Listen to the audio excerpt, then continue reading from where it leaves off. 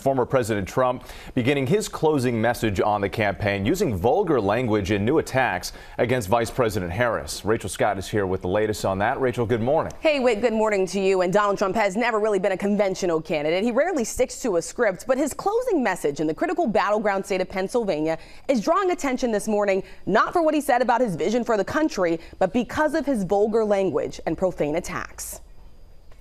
Over the weekend, Donald Trump barnstorming Pennsylvania for what his campaign said would be the start of his closing message to voters. So if we win Pennsylvania, we win the whole damn thing, right?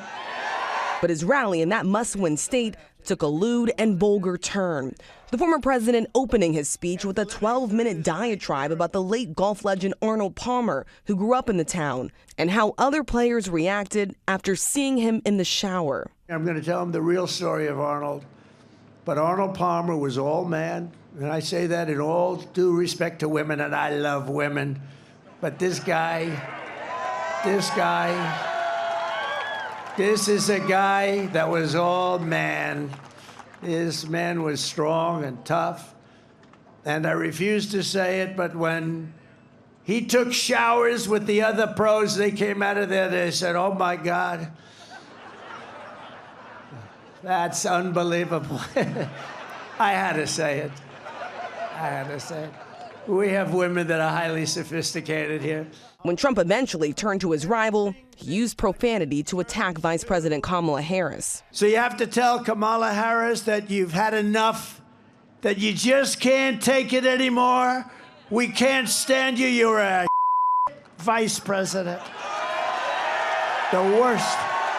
Trump drifted throughout his speech. In one 30-second riff, he went from pushing false claims about the 2020 election to complaining that President Biden is no longer in the race to talking about his hair. He got 14 million votes and he won. 22 people running, 22 Democrats there running. Oh, I'm looking at my hair up there. Let's see. Oh, I don't like it. I don't like it. Excuse me, I'm going to recomb my hair. Do you mind? I'll leave the stage for 5 minutes. I'm going to recomb my hair, Mr. Future Senator. We have David down here. Mr. Future Senator, you got to get him in. Despite pleas from his allies to focus on the issues, not personal attacks, Trump has only escalated his rhetoric. For the third time in just 1 week, repeating claims that his political opponents are the enemy from within. At one point even suggesting they could be, quote, easily handled by the military. The outside people, the so-called enemies, if they're enemies, and they might not be enemies, if you have a smart president, they can be handled. During an interview with Fox News, Trump was repeatedly presented with facts to challenge him on his false claims about January 6th. There was nobody killed here. Nobody had guns here either. There were people with guns. Well, really? I'd like to know. You mean in the rally, or they had some guns at their home? No, someplace? at the rally. Oh, really? Well, I have not heard that at all. No, I don't think so. Over a dozen members of the mob have faced gun charges as part of the attack. And at a campaign photo op at McDonald's, the former president fixated over whether Harris ever worked there, once again hedging on whether he would accept the results of the November election. It's a fair election, always. I would always accept it if it's got to be a fair election.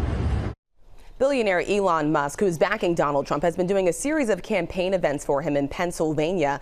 But this morning has pledged to give away $1 million a day to people who signed his Super PAC's petition is raising new legal questions. We've talked to experts about this. They say giving people money to vote or to register to vote is a federal crime. We've also reached out to his political organization. We have not heard back, but at least one Democratic governor is saying this should be looked into. Here we are in the final stretch. Okay, Rachel, thank you.